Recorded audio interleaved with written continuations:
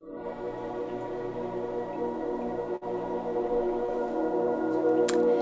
morning.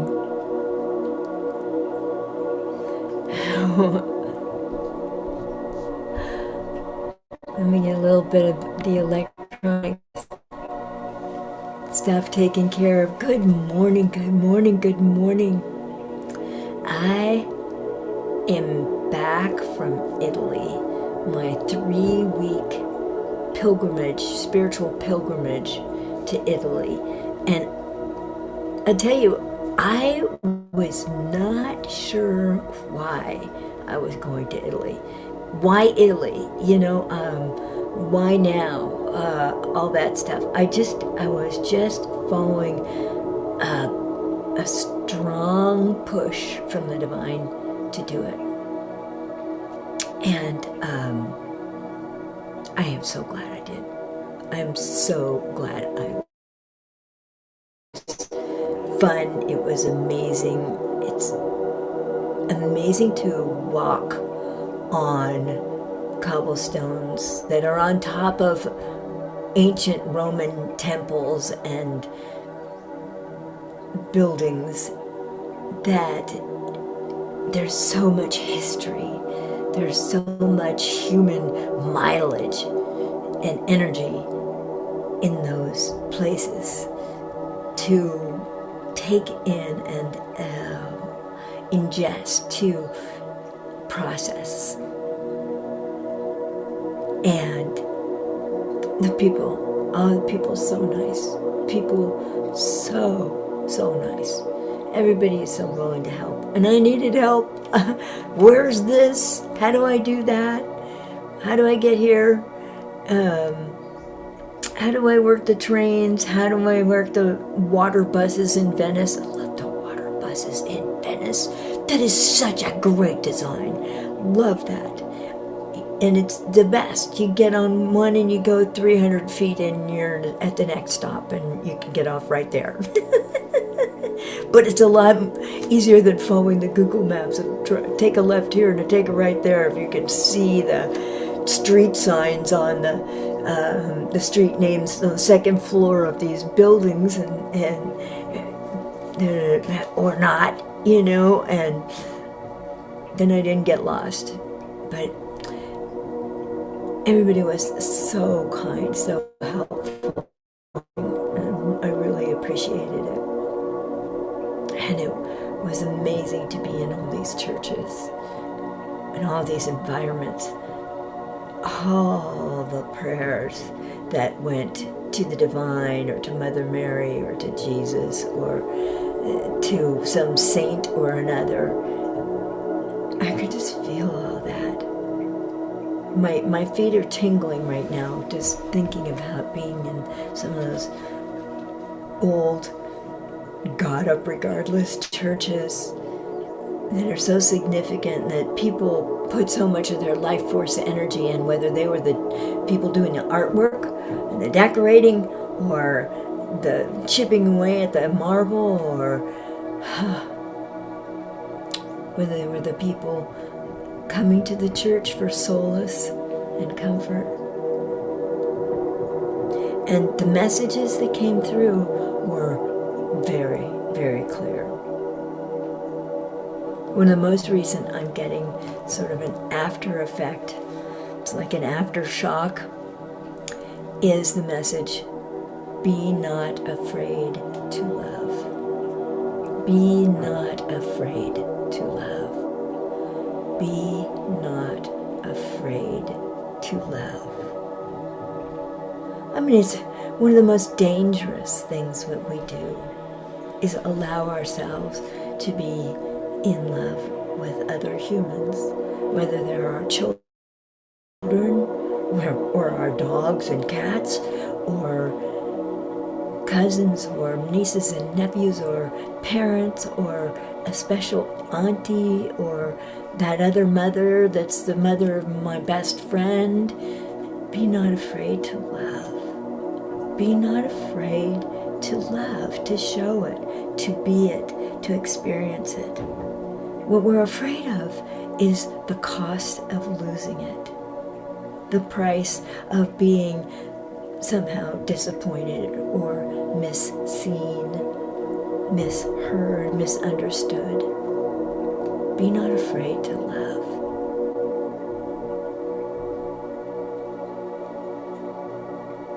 And I feel like there were bars across my heart, shields crossed over my heart that were protecting it ever since I stepped out of the relationship, my 13-year relationship with my former partner. I think I had said to myself, that's it, no more men. That's it, no more sex. Forget it. It's God and Annie all the way. What I didn't realize was that I could have God and Annie all the way and have love and appreciate and love men and be open to that and receive from them. There were a lot of men who helped me along the way. This is the stop that you want to get off on the train at. This is where you're going. This is how you know. Here's the screen that tells you. Or let me put your luggage up on the upper bin in the plane or the train, whatever it was. There always was somebody, and oftentimes, most often men, that were willing to put themselves out to help me. And it struck me in my heart, like, that's the truth about men, is they do want to love us and help us. And they're built for that. They're useful that way, and they want to be useful. Why not?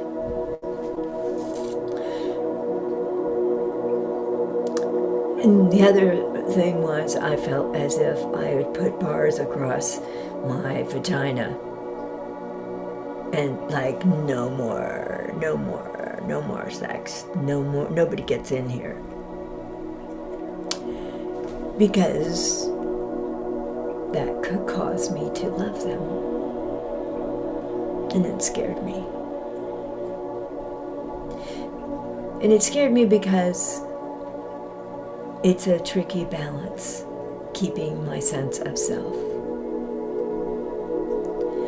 and loving a man and not becoming a people pleaser or compromising my values or playing into their fantasies. I am a 68-year-old woman, and I am proud of it. Do not be surprised. I worked very hard to get to this place, to like myself the way I am. This body, this age, these wrinkles, these droops, these floppy arms. I'm not a teenager. I'm not a 20-something. I'm not a 30-something. I'm not even a 40-something. I'm a fully grown 68-year-old queen. And I like it. And I support all of you women who are growing into your queendom in celebrating it, enjoying it, and grabbing onto it and embracing it so fully, because I feel like I have unity with my heart, my mind, my body, my sexuality, my sensuality, my needs, my weaknesses, my character defects. I am who I am by design, and it is the fulfillment of my soul contract with this body and with the divine. in my work with the divine, and my connection with the divine. And there were little miracles along the way, in the classic ways, in the things people pray about, say with Saint Francis of Assisi. To hear Saint Francis say, they missed the point.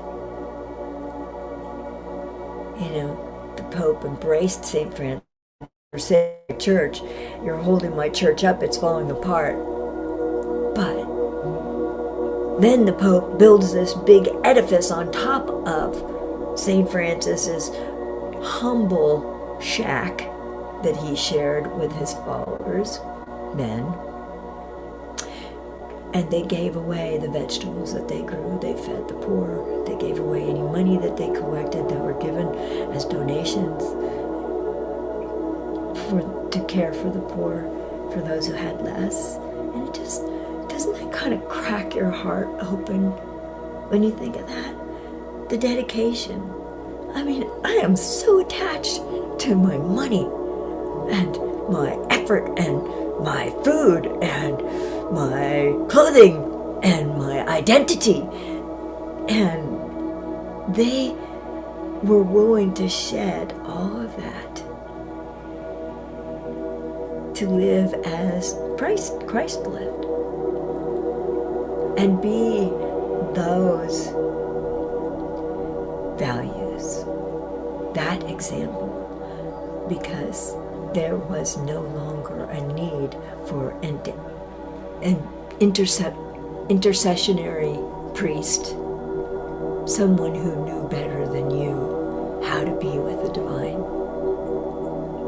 But now, we don't have that anymore. The divine is us, well established, and in my world it shows up as light. When I'm disconnected from my light, I'm dark inside. I'm usually in fear. I'm usually self-centered. I'm usually angry or insistent. I'm not getting my way. But when I know that I and the light that I am is the connection with my soul and the divine, that's why I'm so big on having people embody their soul's light. Because when you do that, the connection to your soul and the divine just gets more powerful, more vibrationally obvious. That, my friends, seems to me to be the point. What are we working for anyway? To me, it's a point of pleasure to be connected with the divine. It's a point of security to know that there are angels and saints and beings of light, the Akashic beings of light, Anubis, the multitudes, all these beings that I've had the good fortune to channel coming through. And they're here to help us, to serve us, to pick us up along the way, reorient us on our path to be more precisely attuned to that path. And they use love always as the medium of communication. They use their hearts, their understanding, their compassion. They've been through it. Why not? They are not afraid to love. Be not afraid to love. And the guides are always showing unconditional love. There's no deals. I don't have any deals with the divine. Oh, I promised to do this. Well, I messed up and I'm not doing it. Or I changed my mind. Or I found a better way. The divine doesn't care how you do it. Just do it. Whatever takes you there.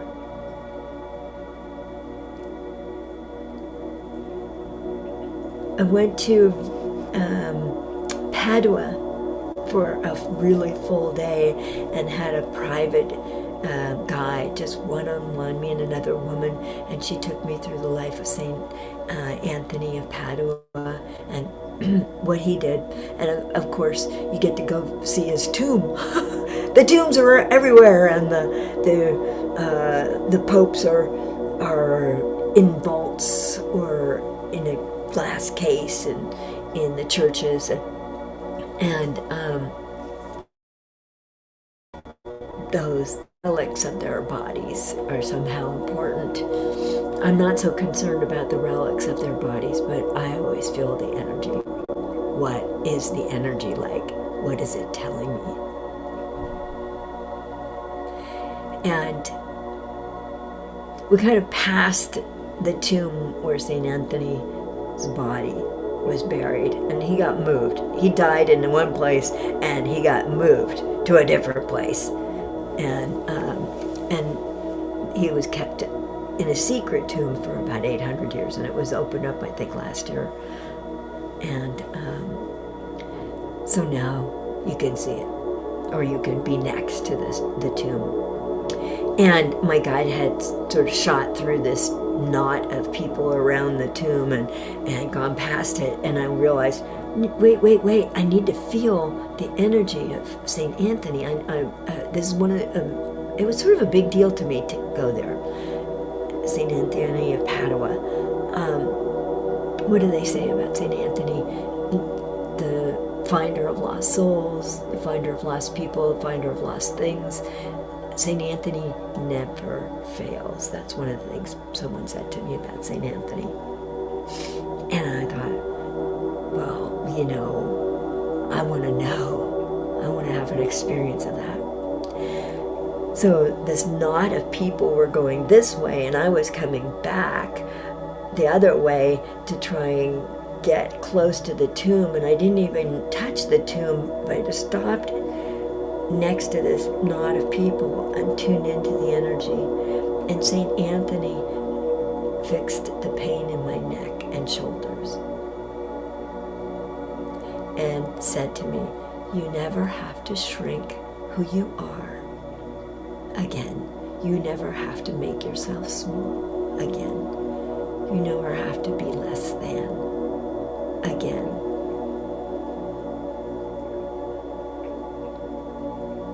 And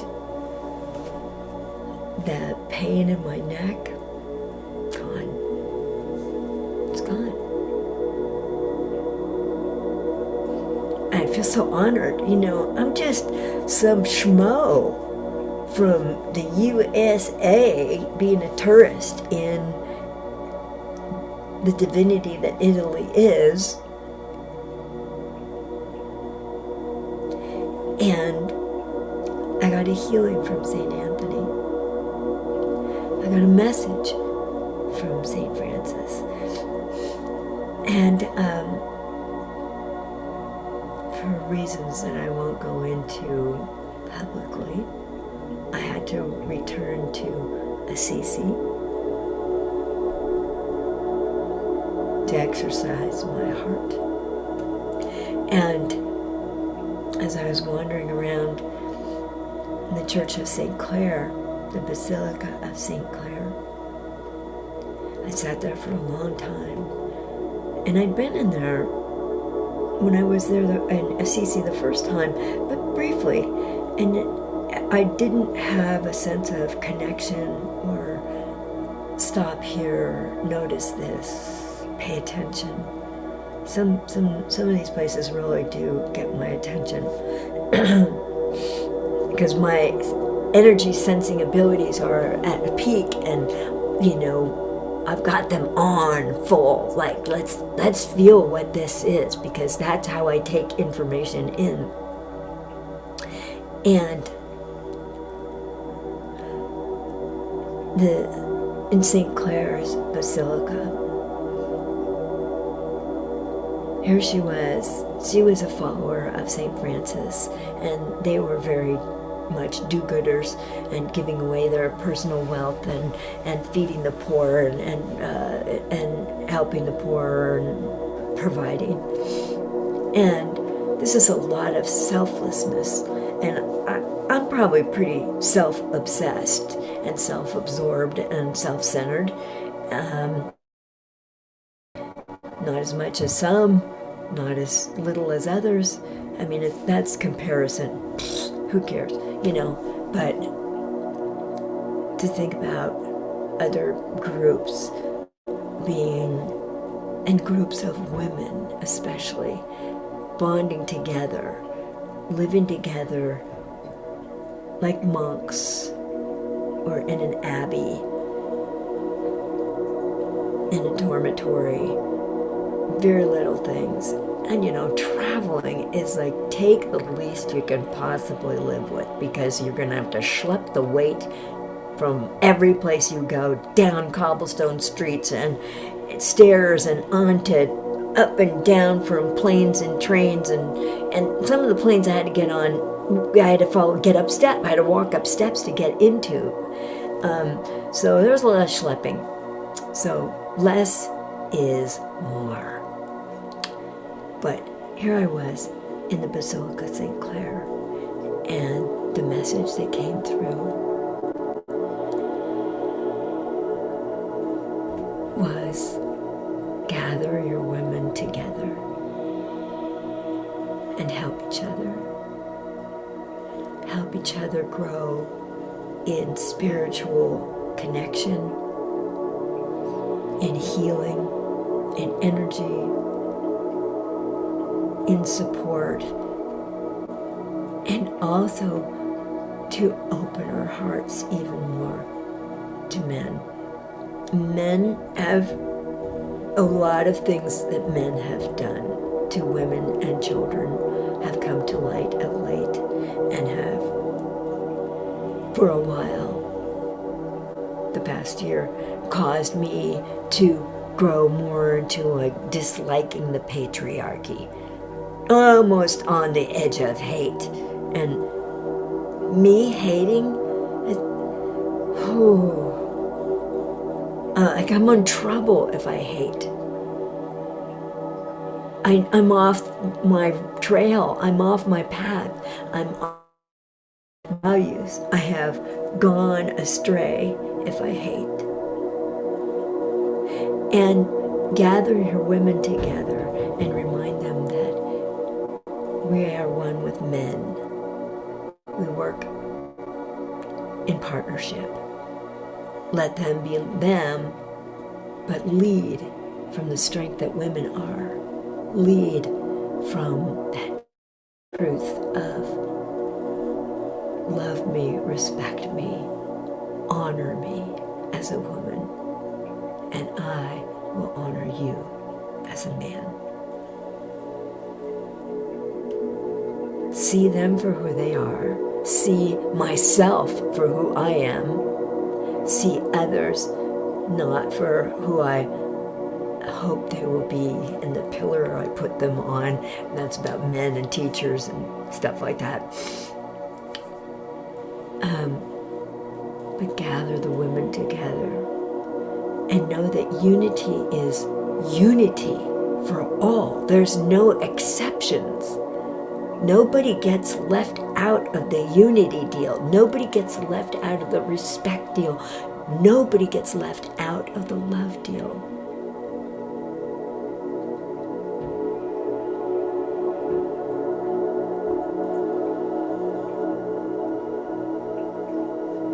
And there's really nothing that happens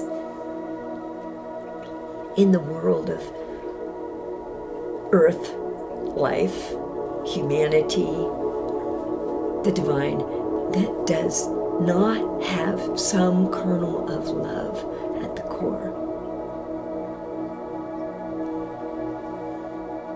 And we have to know love as being as big and potent, more so than I can even see. Like my vision of how far love goes energetically, it's so short compared to what it really does. I can't grasp infinity. I really can't. It's just a mystery to me. But I kind of get it as a concept. I want to apply it. I want to be able to work with it.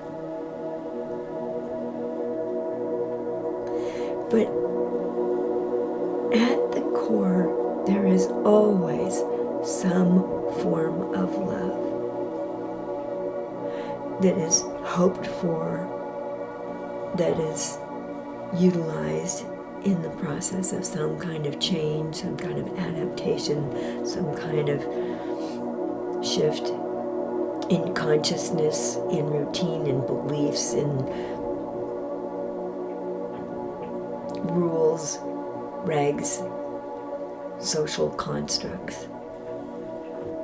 Some kind of, even when I put these bars over my heart, it was some kind of love. I was trying to show myself love and protection. Because I thought at the time I needed it.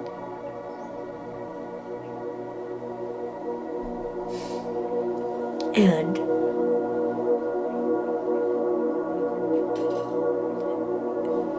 somehow Italy and some of the people I met there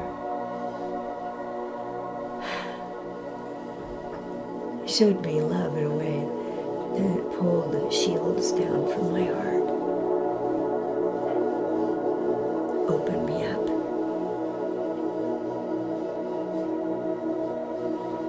And it wasn't about letting go of my values or being weak or submissive. It was really more about standing up and saying, yes, I want to love. Yes, I love. Even if I'm afraid to love.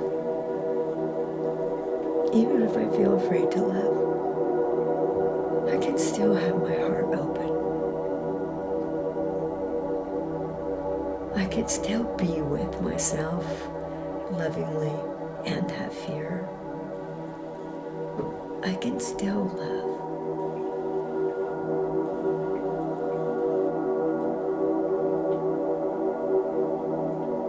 I can allow myself to be swept up in the current of love.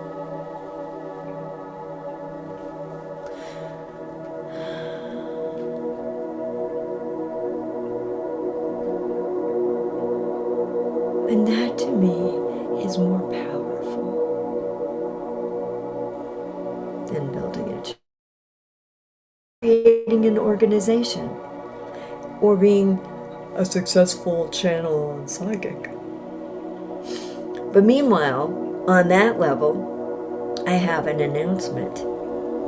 This is a rare opportunity. Just this morning, the Divine said, you're going to do 30 readings this month, and you're going to do them at half price. The 60-minute readings at half price. So rather than 204, you'll pay 102. This is a rare occurrence.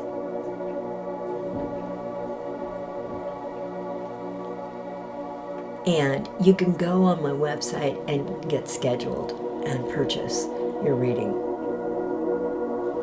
And any 60-minute service I offer, if you want me to do channel dead people, if you want me to channel Anubis, if you want me to do divine energy healing, if you want me to do a whole lot of Reiki, If you want me to do an Akashic Records reading, if you want me to do a real estate reading, I will do that for you at $102 for 1 hour of services, half price, my normal price, and that's through June only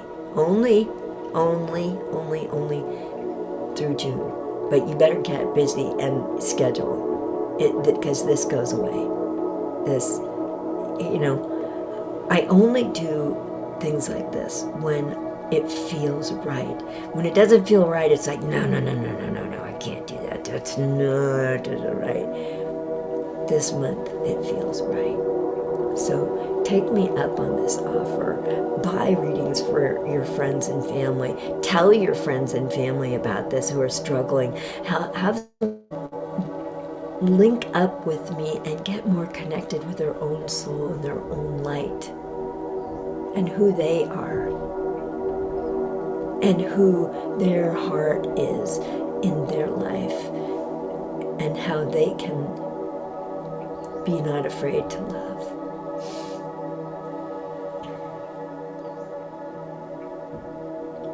All right, I haven't even asked for questions yet.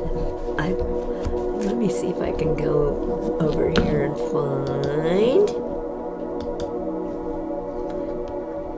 questions.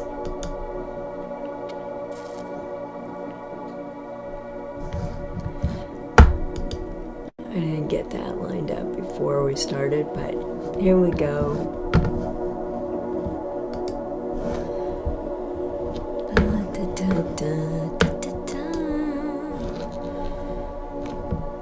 I didn't know I had that much to say on these topics.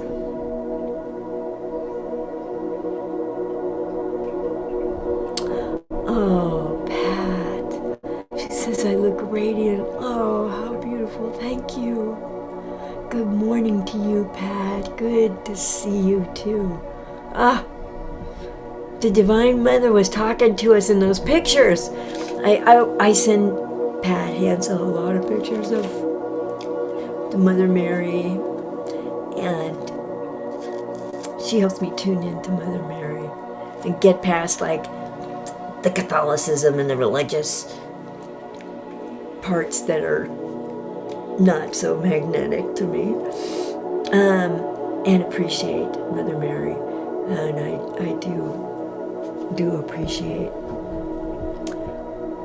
Oh, you got your house for sale. Oh my goodness.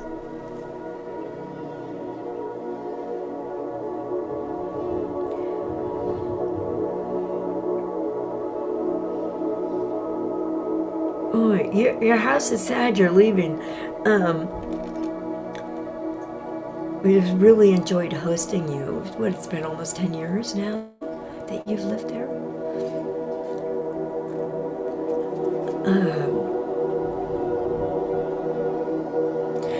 I'm seeing that the souls of the Native Americans who used to come there, that we saw in the original reading I did for you on this particular piece of property, the structure, and that they would come down to the shoreline and gather certain seaweeds and mollusks and things to eat, and there were special things that happened in the particular place where your house is. And now I'm seeing them. It's as if they're prying the house up off of its moorings in order to release you. But it's a little conflicted. This doesn't make a lot of sense to me. Let me ask for more clarity.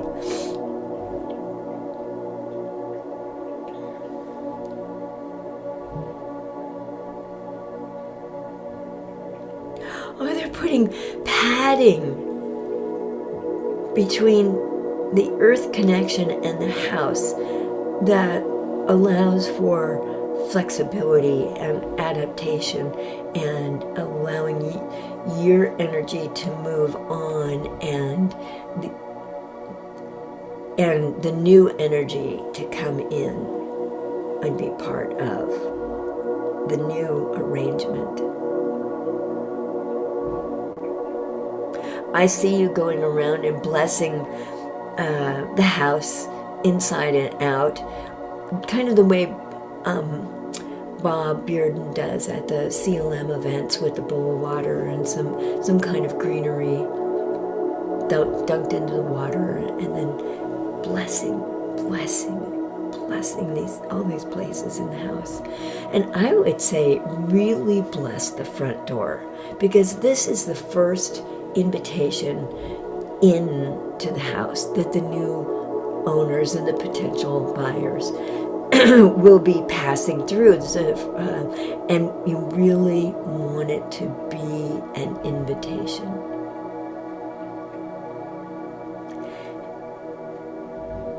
You may need to go out there and dust. You may need to put some fresh potted plants close to the front door or the front steps, so that there is liveliness, inviting them there, because this place has given you a lot. Stability, serenity. It was a big change from where you were living and how you were living. And it gave you what you needed to on in a way that firmed up your spiritual direction and knowing yourself as such a spiritual being, because I think you know yourself much more, in a much more refined way, as if your light had become more solid and refined, because it is such a tight weave. It is so much more countable. And being in this house and the experiences you've had during the time that you have lived here, that has given you the ability to be that way.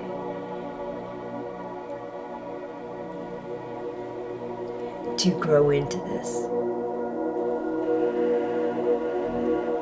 And I see you as even more of somebody who doesn't take any shit. You know, no lies, no deceit, no putting on airs, none of that worldly falseness is getting by you. And that is one of the gifts that you have, is being able to see the human being past the presentation they might be giving you here. As like, here's my first image I want you to see, and you know, I want to look good for you. I know it's an ego, but you know. So 9 years you've lived here. Okay, great. Hello, Mylene. You're here too. That's wonderful. And I love Chris Bersati's here as well. I know Lisa Davis is watching. I see that on the phone. Let me see if I need to move some of this further. And I saw Darla Siegler, my Aunt Darla, bless her. It is really remarkable that you watch these.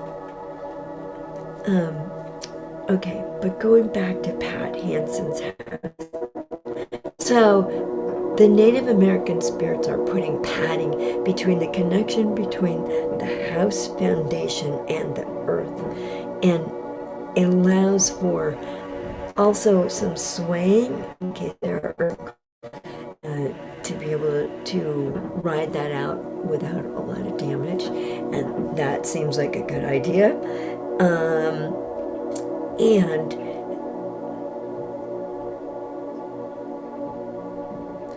it's as if they're using some of the seaweed as medicine on the house. to get the house ready to be another owner's possession, not just your possession. And you and the house have adapted to each other so much. I mean, energetically, it's a whole different thing. And that gratitude, being grateful. Every day find three things you're grateful for about this house and release them into the ethers so that a new owner can come in and have their experience here. But really it is welcoming. And I know it's been kind of hard to be have an open door policy where your house is, because there are some not so great environments nearby, and that is reasonable and honorable, but the divine knows how to protect you. The divine knows what is needed to protect you.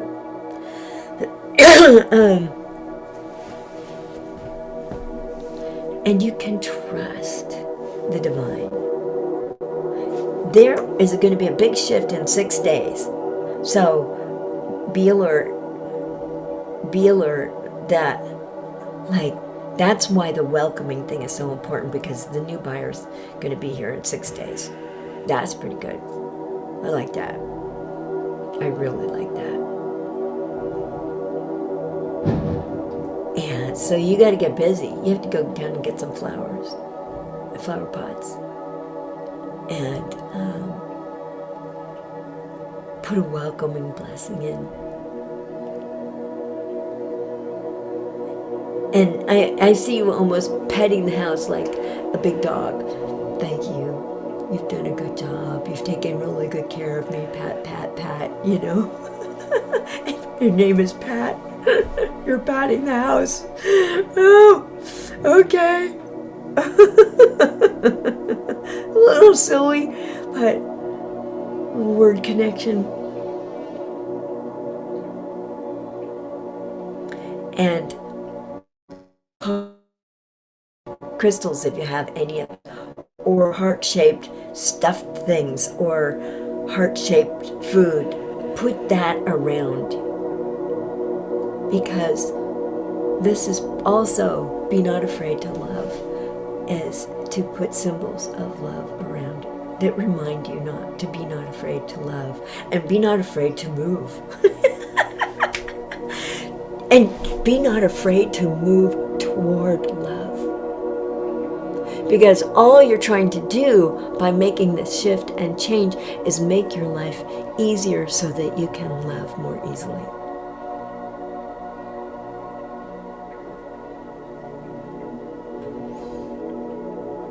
Okay, I'm going to go on to Chris's question. Anything that Anubis or the Akashic beings of light want to share about the collective energy we're experiencing? Well,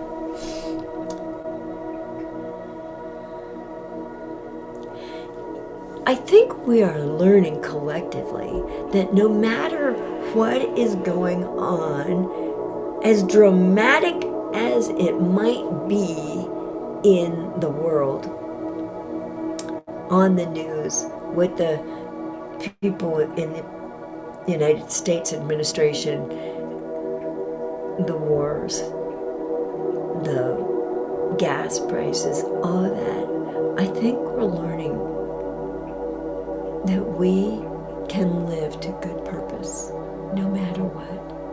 It really isn't dependent upon outer conditions. It is dependent upon inner condition.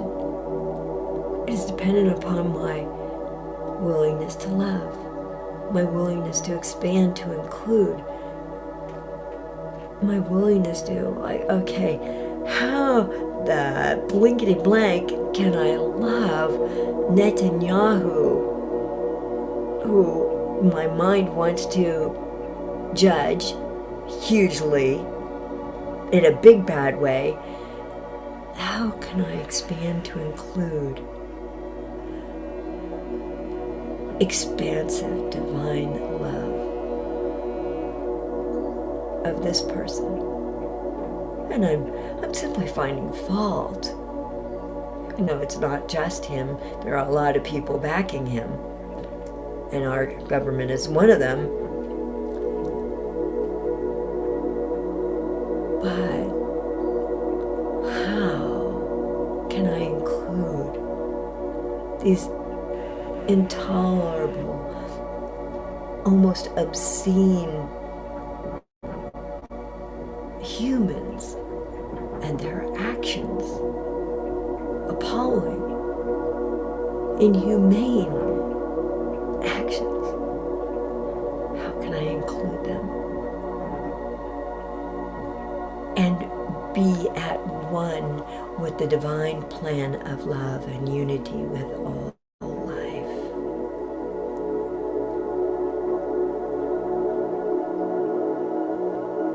And so the more that I clue in, or the collective clues in, to be not afraid to love, be not afraid to see differently.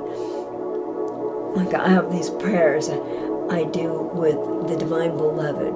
I'm pointing up here to a picture of my representation of the Divine Greek Creatress, the female, supreme female divine one. My prayers are, I offer myself to thee. Use me and let me experience through your eyes. Let me see as you see. Let me know, divine, as you know. Let me hear as you hear. Let me love as you love. Because the divine never, ever, ever rejects us for anything.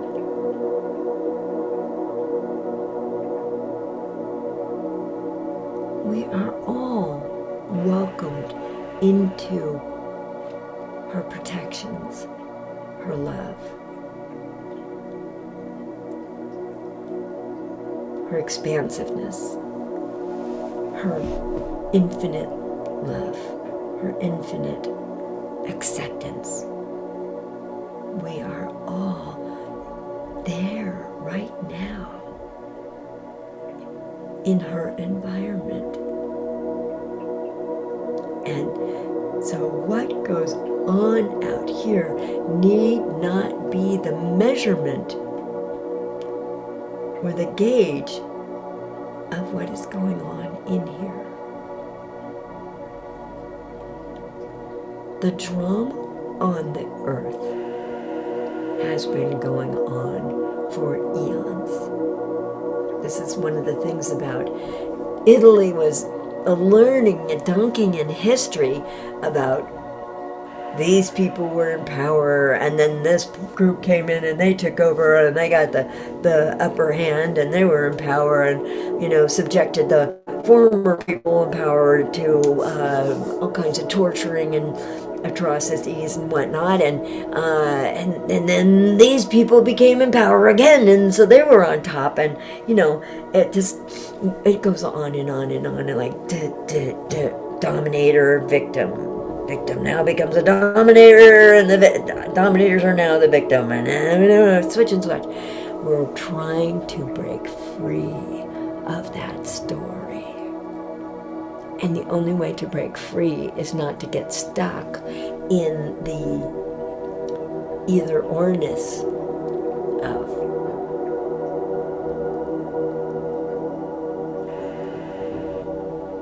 duality of earth life. Don't get trapped there. It's not either or, it's either an or and and.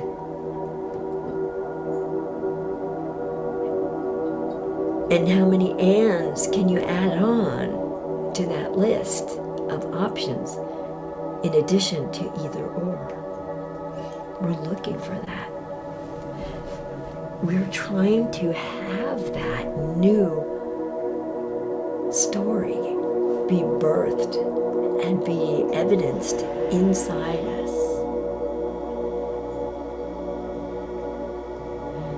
And I think the whole premise of the shift of moving toward unity, love, respect, peace is very important, is how do I move back into the state of unity, love, respect, and peace when I get sidetracked, when I get distracted, when I forget, when my mind kicks in and it offers up a judgment. Somebody's a bad group. Why?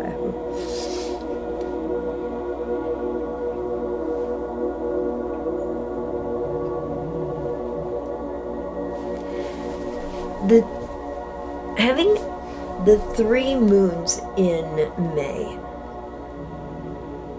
open up a lot of energies and to new intentions and stronger intentions, or intentions that had been revisited and refined. And my sense is the collective is just now starting to recognize those refined intentions and to re-welcome them into our hearts as important, as relevant, and intentions that are worthy of the time and attention you put on them.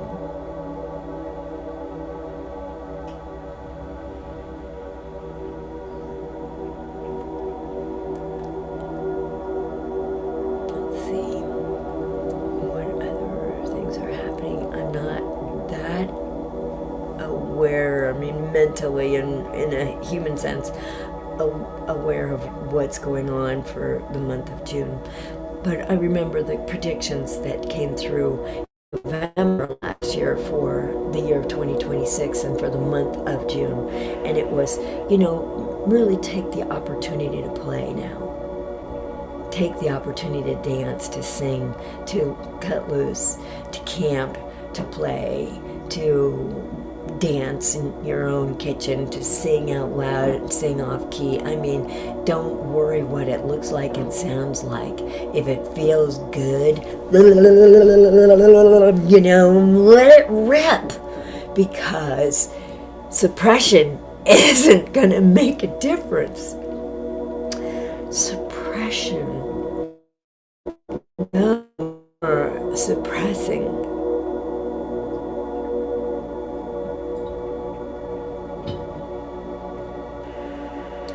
and whether that's, my mind moved into a judgment, or my body moved into a closing off that part, like sexuality and sensuality, or, or wanted to protect by guarding and putting shields on the heart. Rather than that, start to see the connections between all the chakras and one another, and the unity that is forming, and that amounts to play without judgment, experiential living without judgment.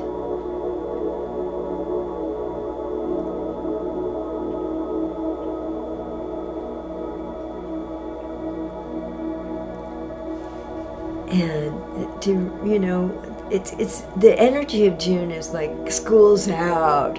It's summer break, yay! So really give yourself an opportunity to play. Go for a picnic. Take a walk in the woods or on the hillside. Go to the beach if you live near a beach, or you go to a body of water. I loved it in my travels through Italy, when I got near the rivers, the river that runs through the middle of Rome, or the creek in Assisi. I know there are lakes around there somewhere. Whenever I got sort of out of sync in Venice, I'd say, okay, like I missed my guided tour through St. Mark's Cathedral. St. Mark's is like the biggest attraction in Venice. I missed it. But you have to be flexible or travel. You're like, sorry, you missed it. So, well, that was nice. What's happening now? Where is the energy now? What is it I'm being drawn towards now? So I would say, okay, Divine, where do you want me? And the Divine would often take me just by hook and by crook to a canal or some water source. There's a lot of them in Venice, of course. It's a set of 18 islands connected together by little bridges. The walkable bridges.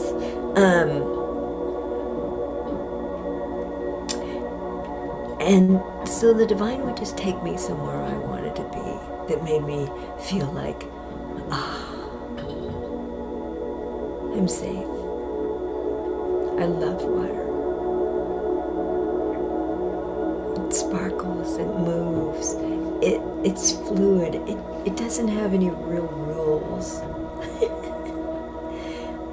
It doesn't ask me to be a certain person, or look a certain way, or conform.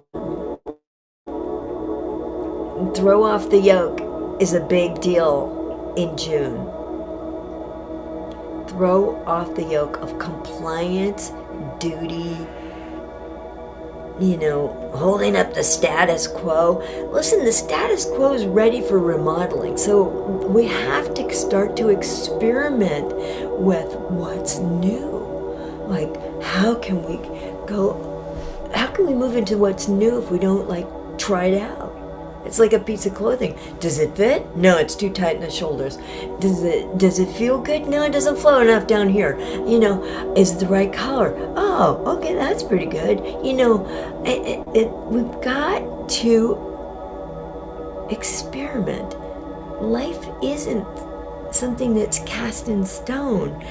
There are some features about life that are inevitable. There are going to be certain experiences that will shape each soul and the human body that the soul inhabits by design, and this is planned. In between, there's a lot of ad hoc or throwing it against the wall. Does it stick? And running it up the flagpole. Does it fly? A lot of experimentation. And if we can set the preconceived notions aside and say, okay, Divine, show me what's beyond what I have trapped my mind into or has been codified into the social rules. What's beyond this that allows for expansion and that allows for peace, love, unity, respect? Because those 4 items, that's where we're going now. That is where we are going. Peace, love, unity, and respect.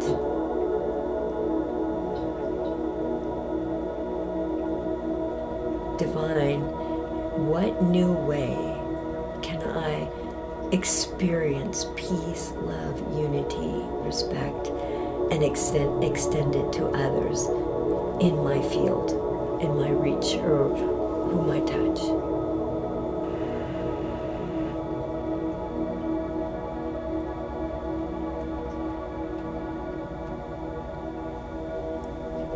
I'm going to just refresh my page, see if there are any questions I missed.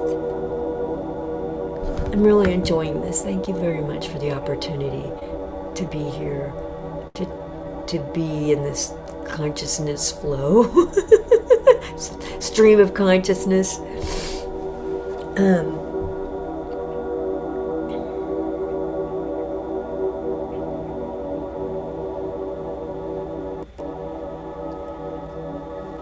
We have been given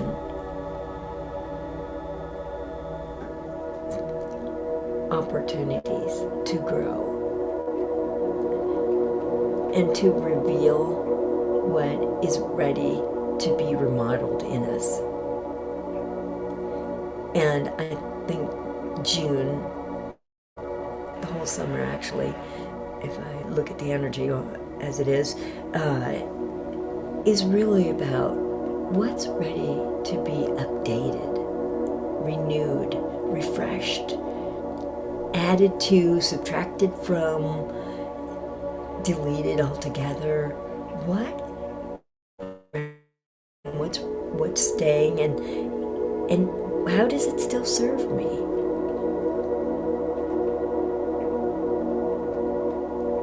I think that's going to be like the summer study course, energetically speaking and consciousness speaking. And I think it's always, always, always valuable to embody our soul's light.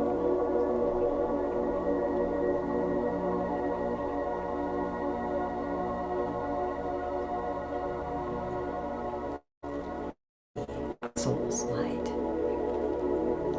We were gifted by the divine who created our souls in this body with a piece of her light that's always inside us, that's always a part of us. It's what I call the permanent atom of light.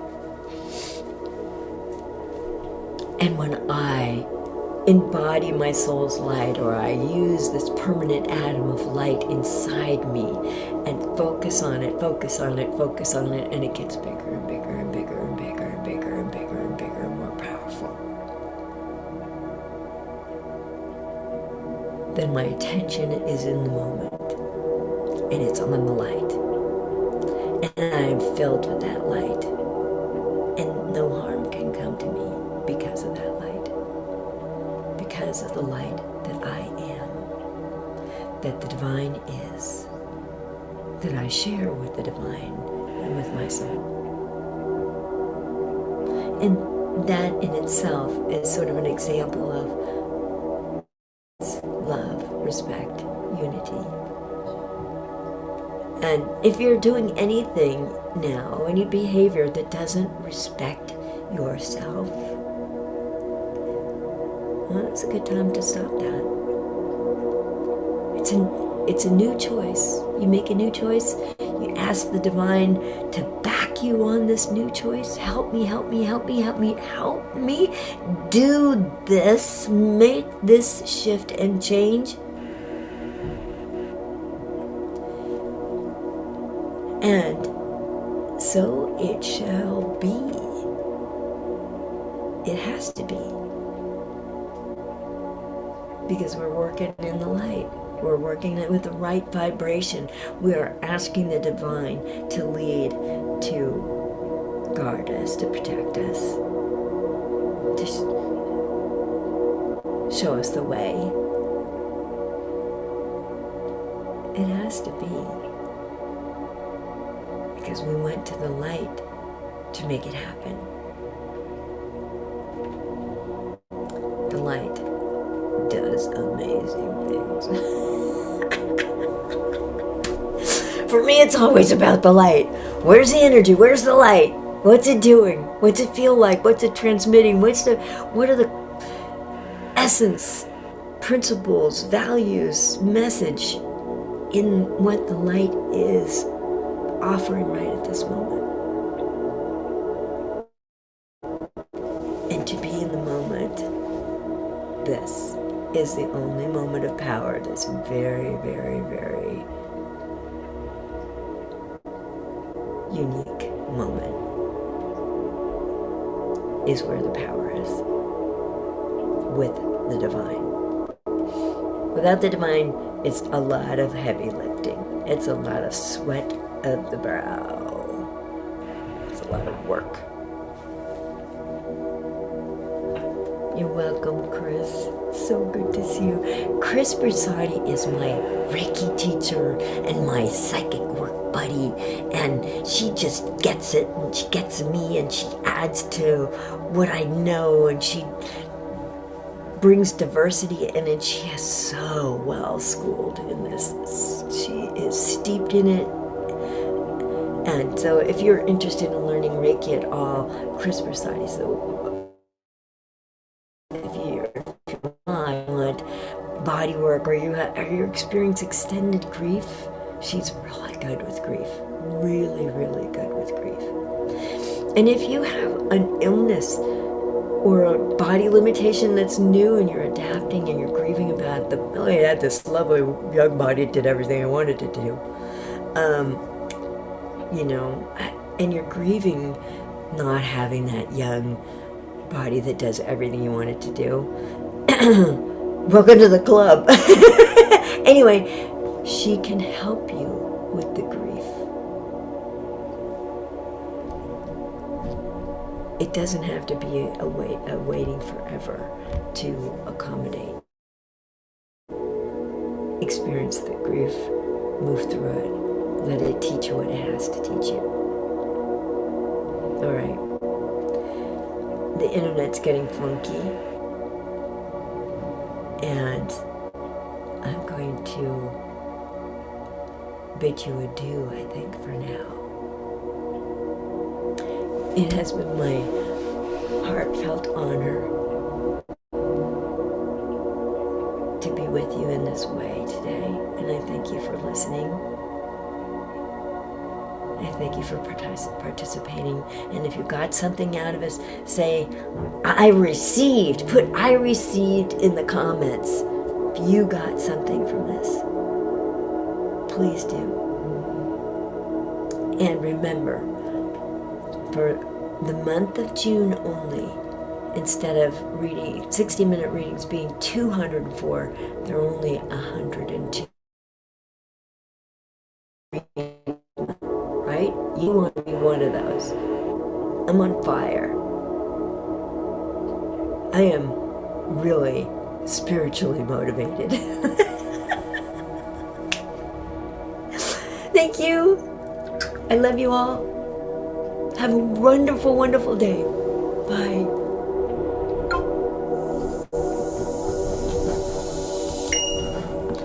And if you're seeing this on YouTube, do subscribe, do like, and please do share.